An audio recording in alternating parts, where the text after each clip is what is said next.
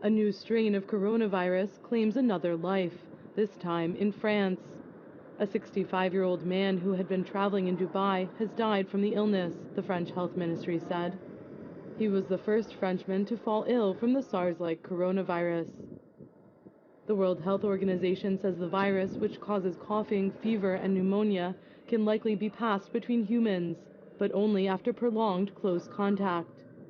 Out of 44 confirmed cases worldwide, 23 people have now died, with most of those infected having traveled in the Middle East.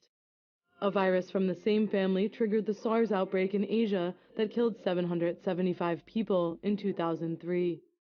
We're quite concerned about this because, now this is the first clear-cut evidence to indicate that this infection, this virus could be transmitted within a hospital setting.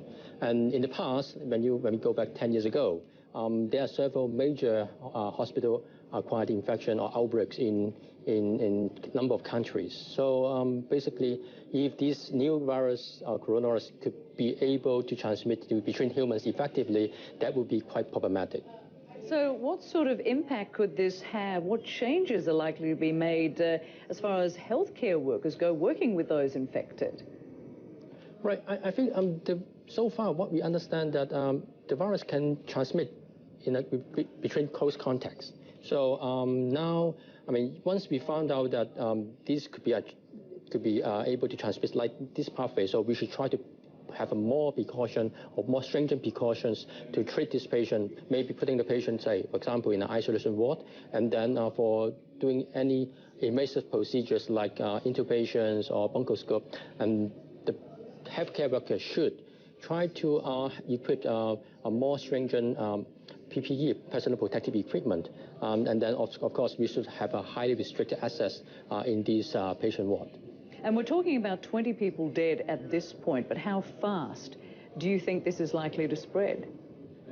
So far, the virus can only be able to transmit in they do not able to transmit to have a sustainable transmission between humans. So there's only limited one person to another person. So right now I'm not too worried about that because if we can able to quarantine the patient effectively, and we should with proper protective equipment, we may not have a further spreading. So I think the key question at the moment is try to have a more sensitive diagnostic test to make sure that we can able to identify the patient as soon as possible. And what exactly is the difference between the SARS virus and the coronavirus?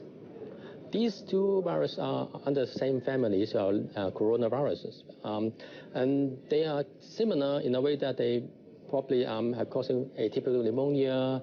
The lateral vesicle may be of animal origins, but experimentally they are quite different. For example, the genetic sequence between these two viruses are very different.